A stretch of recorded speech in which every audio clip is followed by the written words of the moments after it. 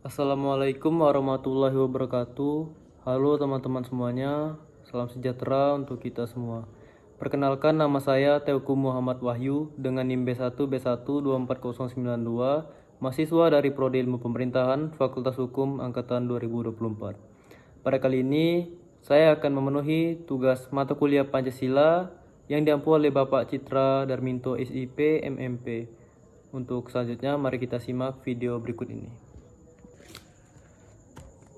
Menurut Anda, bagaimana sosok manusia yang Pancasilais itu?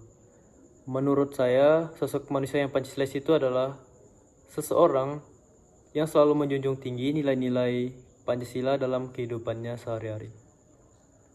Kedua, apa perbedaan aliran etika deontologi, teleologi, dan keutamaannya? Coba bandingkan perbedaan ketiga aliran tersebut, beserta contohnya. Etika teleologi. Dari kata Yunani, telos berarti tujuan.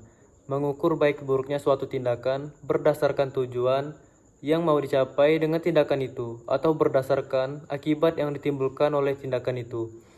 Adapun dua aliran etika teleologi yaitu egoisme etis dan utilitarianisme. Terus yang kedua, deontologi.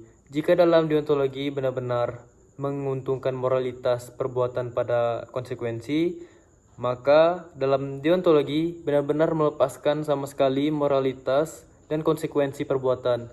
Deontologi atau deontologi berasal dari kata dalam bahasa Yunani yaitu deon yang artinya adalah kewajiban. Dalam suatu perbuatan pasti ada konsekuensinya. Dalam hal ini, konsekuensi perbuatan tidak boleh menjadi pertimbangan. Perbuatan menjadi baik bukan dilihat dari hasilnya, melainkan karena perbuatan tersebut wajib dilakukan. Adapun contoh dari deontologi yaitu kita tidak boleh mencuri, berbohong kepada orang lain melalui ucapan dan perbuatan. Terus yang terakhir ada teori keutamaan. Teori keutamaan adalah disposisi watak yang telah diperoleh seseorang dan memungkinkan dia untuk bertingkah laku baik secara moral. Terus suka bekerja keras adalah keutamaan yang membuat seseorang mengatasi kecenderungan spontan untuk bermalas-malasan. Yang ketiga, jelaskan secara singkat makna dari kelima sila Pancasila. Sila pertama memiliki makna bahwa kita sebagai masyarakat negara Indonesia harus memiliki kepercayaan dan bertakwa kepada Tuhan. Dalam hal ini, tentu saja menyesuaikan dengan agama yang kita anut serta kepercayaan yang dimiliki oleh setiap orang. Sila kedua memiliki makna bahwa kita sebagai masyarakat negara Indonesia diminta untuk memiliki pemahaman dalam diri mengenai kesetaraan derajat pada setiap manusianya, sehingga kita dapat saling menyayangi dan menghargai satu sama lain antar individu. Sila ketiga memiliki makna bahwa kita sebagai masyarakat negara Indonesia harus selalu mengedepankan tujuan kesatuan, persatuan serta kepentingan bagi negara bersama dibandingkan kepentingan sebagai individu masing-masing. Sila keempat memiliki makna bahwa kita sebagai masyarakat negara Indonesia diajak untuk tidak tidak memaksakan kehendak atau keinginan yang bersifat pribadi dan selalu mengedepankan atau mengutamakan kepentingan bersama atau negara. Dan terakhir, sila kelima memiliki makna bahwa kita sebagai masyarakat negara Indonesia diajak untuk dapat selalu bersikap dengan adil di segala aktivitas yang dilakukan dalam pengambilan keputusan yang harus disepakati bersama dengan melakukan gotong royong. Keempat, jelaskan yang dimaksud dengan etika Pancasila. Etika Pancasila adalah cabang filsafat yang dijabarkan dari sila-sila Pancasila untuk mengatur perilaku kehidupan bermasyarakat, berbangsa, dan bernegara di Indonesia. Oleh karena itu, dalam etika Pancasila terkandung nilai-nilai ketuhanan, kemanusiaan, persatuan, kerakyatan, dan keadilan. Yang kelima, apa perbedaan antara moralitas individu, moralitas sosial, dan moralitas mondial? Moralitas individu, tata aturan yang mengatur baik atau buruknya perbuatan manusia. Moralitas individu merupakan bagian dari kepribadian seseorang dan dapat berubah seiring dengan perjalanan hidup. Yang kedua, moralitas sosial. tindakan-tindakan orang dan warga yang merujuk pada kebiasaan atau nilai-nilai tertentu yang sudah disepakati bersama. Ketiga, moralitas mondial mempengaruhi seluruh manusia di dunia. Yang keenam, jelaskan pengertian dari prinsip-prinsip berpikir ilmiah berikut: objektif, rasionalogis, metodologis, dan sistematis. Objektif artinya seseorang harus berusaha untuk menghilangkan bias pribadi atau emosional dalam proses pengamatan dan penarikan kesimpulan. Tujuannya adalah untuk mencuri kebenaran berdasarkan fakta yang dapat diukur dan diamati. Yang kedua, prinsip rasionalogis. Ini berarti seseorang harus menggunakan penalaran dan logika yang kuat dalam menghubungkan bukti-bukti dan data.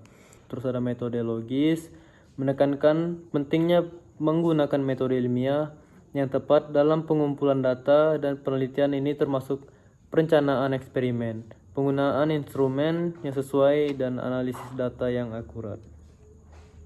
Terus yang terakhir ada sistematis, yang berarti langkah-langkahnya harus diatur dengan baik dan terdokumentasi. Ini memungkinkan orang lain untuk mengulangi penelitian atau menguji temuan yang sama. 7. Jelaskan yang dimaksud dengan Pancasila sebagai paradigma pembangunan. Artinya, nilai-nilai Pancasila secara normatif menjadi kerangka acuan sikap aspek pembangunan nasional di Indonesia. Ini merupakan konsekuensi pengakuan bangsa Indonesia atas Pancasila sebagai dasar negara. Yang kedelapan, apa kelebihan demokrasi Pancasila bila dibandingkan dengan demokrasi lain pada umumnya? Ada beberapa kelebihan demokrasi Pancasila ketimbang jenis dengan demokrasi yang lainnya. Yang pertama, demokrasi Pancasila berdasarkan pada nilai ketuhanan, sementara demokrasi lainnya tidak. Yang kedua, demokrasi Pancasila memiliki 3 karakter paling utama yang tidak dijumpai pada jenis demokrasi lainnya, yakni kerakyatan, permusyawaratan, serta hikmat kebijaksanaan. Yang ketiga, nilai permusyawaratan pada demokrasi Pancasila menekankan pada musyawarah mufakat dalam pengambilan keputusan. Ini berbeda dengan jenis musyawarah lain di dunia. Yang terakhir ada demokrasi Pancasila menjunjung tinggi penghargaan serta perlindungan HAM, juga hak-hak kaum minoritas. Dan soal yang terakhir, analisis kasus korupsi di Indonesia dan bagaimana menganalisanya berdasarkan Pancasila.